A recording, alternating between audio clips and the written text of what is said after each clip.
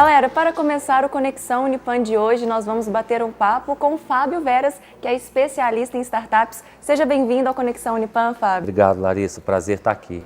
Prazer é todo nosso. Fábio, gente, é uma das grandes atrações do Senar, que é o Congresso Mineiro das Engenharias e Arquitetura, que acontece aqui no Unipan há vários anos. Para começar, Fábio, eu quero falar a respeito sobre o FIENG Lab. A gente sabe que você é gestor desse projeto. O que é o FIENG Lab e quais são os projetos do FIENG Lab? O FIENG Lab é uma aceleração de startups. É um programa que a gente começou com 100 times e agora estamos na segunda fase com 35. Não é um programa para pessoas com ideias, é um programa para times com projetos maduros, onde a gente quer acelerar negócios de impacto tecnológico e fazer muita conexão com o mercado e com a indústria. E você foi um dos percussores da ideia de startups aqui no Brasil, né? Como que você enxerga esse movimento, né, já que você está envolvido, né, com tantos projetos maduros, aqui no interior de Minas? Na verdade, eu despertei para esse mundo em 2012, quando tive a oportunidade de fazer muitas viagens, interagir com empreendedores de alto impacto, e me inspirou muito a comunidade do São Pedro Vale, em Belo Horizonte. O movimento startup já existe no Brasil há muitos anos, antes de eu começar, mas talvez pelo fato de eu ter um entusiasmo muito grande com isso e ter sido diretor do Sebrae, a gente foi o primeiro Sebrae do Brasil que criou um programa chamado Identidade Startup e investimos R$8 milhões nesse projeto. Na época, eu me lembro bem, tivemos aqui na Unipan com o Milton, reunimos os professores e começamos a falar dessa ideia. E Pato saiu na frente, na liderança da Unipan, e construiu esse espaço incrível que é o oceano, né? Eu falo sempre que venho aqui, não existe um espaço tão bacana na América Latina, né, com esse navio, com essa âncora, com essa energia alta, e essa decisão da instituição de acreditar no movimento de startups, porque startup não é abrir um negócio, startup é acreditar que pessoas comuns fazem coisas extraordinárias, e está cheio de histórias de startups incríveis que nasceram por um time de pessoas comuns, com muita perseverança fazendo acontecer. Portanto, eu acho que Patos hoje, se não tem o maior número de startups, né, do Triângulo Mineiro, que é o segundo maior polo, em termos de quantidade, não necessariamente em termos de qualidade. A gente mede muito o sucesso das startups pelas saídas, então quando elas são vendidas por inteiro ou parte delas, o tamanho de dinheiro que se gira nesse negócio é o que determina um pouco a qualidade. Mas, na verdade, aqui no Triângulo você tem novos empreendedores surgindo todos os dias, em vários lugares, e eu não vejo nenhuma instituição no Triângulo Mineiro tão forte como a Unipan, fazendo acontecer, abraçando, estimulando, com o oceano, com o Farol e com as iniciativas que aqui acontecem, né? E o que você pode dizer sobre esse papel da instituição de ensino superior nesse incentivo, né, para que os acadêmicos, né, desde jovens mesmo, eles se enveredem aí por esse caminho do empreendedorismo e também da startup? A instituição, ela é catalisadora de sonhos, porque quando o aluno entra aqui, ou em qualquer outra faculdade, ele entra criado para ter um diploma que na cabeça dele vai permitir ele ter um emprego e a condição de evoluir na carreira. Eu particularmente acredito que cada vez menos teremos empregos para todas as pessoas, ainda aquelas que já fazem o curso superior, e eu acho que o empreendedorismo de alto impacto, com a possibilidade que a tecnologia traz de permitir a todos nós fazermos coisas incríveis, colocarmos na rede, vendermos, descobrirmos uma dor aguda de um determinado segmento para ter um negócio de sucesso que solucione essa dor, cada vez mais jovens estão nessa vibração de acreditarem que podem e tentando fazer. Então, como instituição privada, eu não tenho dúvida que a Unipan está disparada na frente de todas as outras em Belo Horizonte. Em Minas, em Belo Horizonte você tem uma ou outra começando também uma iniciativa, mas é um papel determinante porque ele direciona, ele inspira, ele motiva, ele recomenda, ele influencia esse aluno a despertar para esse mundo que pode ser que ele fique a vida inteira adormecido, com aquele potencial inato, aquele talento dentro dele e ele não sabe como usar, e aí ele vai buscar um emprego. Não que o emprego seja ruim, né?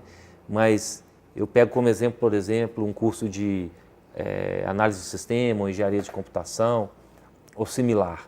Você pode formar incríveis pessoas que vão trabalhar no helpdesk de TI de uma empresa, e essa mesma formação pode formar founders de startups incríveis.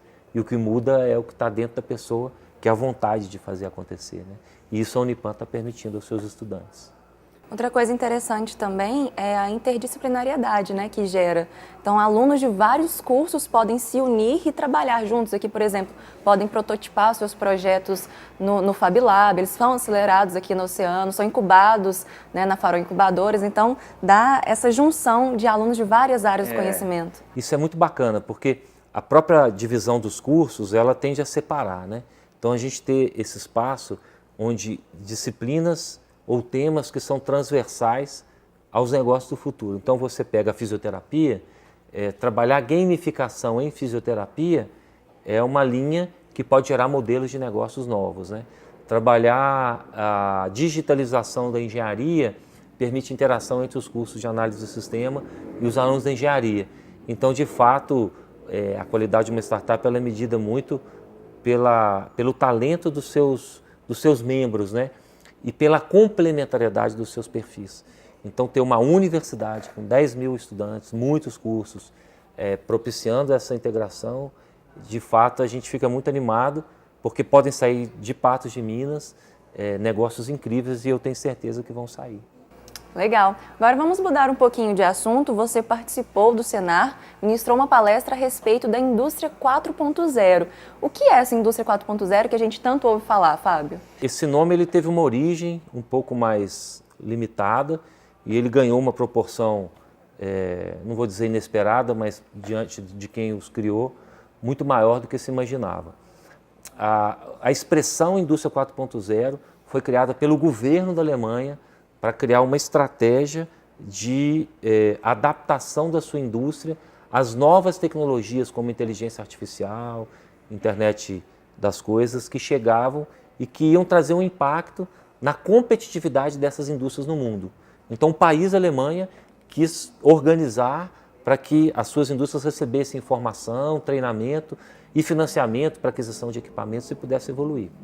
A expressão internet das coisas ela já nasce nos Estados Unidos e tem uma expressão que quer significar o que essas tecnologias novas, learning machine, internet das coisas, vão significar para um novo mercado, né?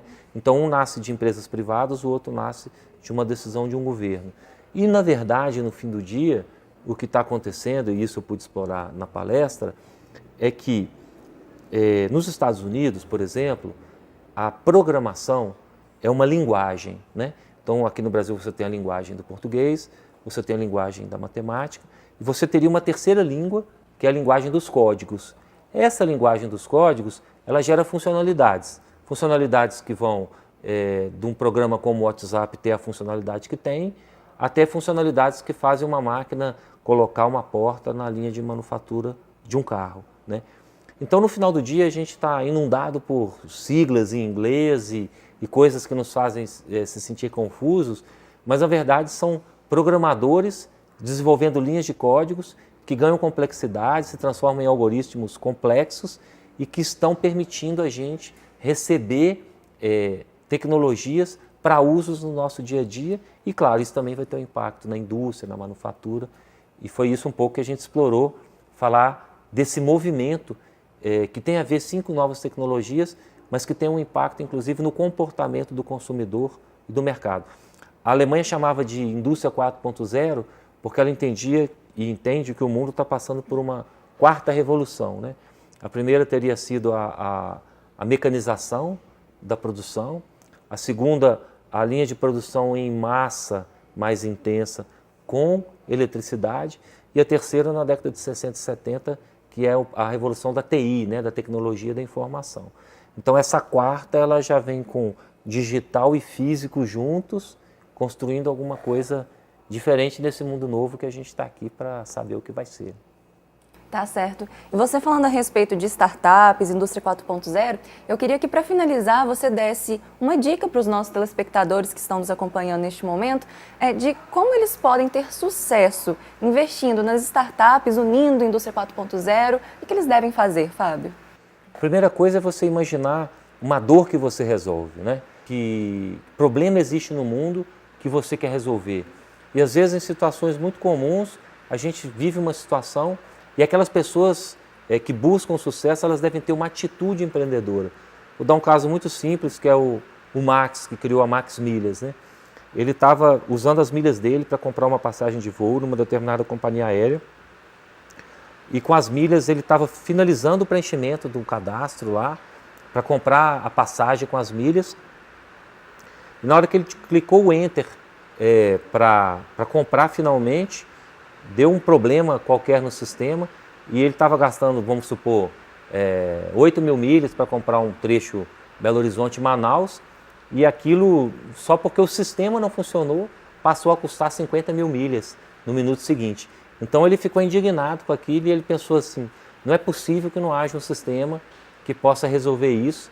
E ele criou uma startup que já vendeu mais de 100 milhões de milhas, a Max Milhas, que começou no quartinho da área de serviço da casa do pai dele, né? Então, a sugestão que eu dou passe a observar o seu dia a dia e tentar perceber oportunidades e problemas, ou dores, como a gente fala no mundo das startups, que de repente você vai achar uma situação, você é um programador, vai encontrar um programador, você vai vir para o oceano, você vai modelar, você vai receber as oportunidades de voar. Muito obrigada, Fábio, pelas suas palavras. Fica aí a dica então, pessoal. Foi ótimo bater um papo com você. Obrigado, Larissa. O prazer foi meu. Obrigada. Galera, nós vamos então para o intervalo bem rapidinho, mas não saiam daí porque já já eu volto com mais Conexão Unipam.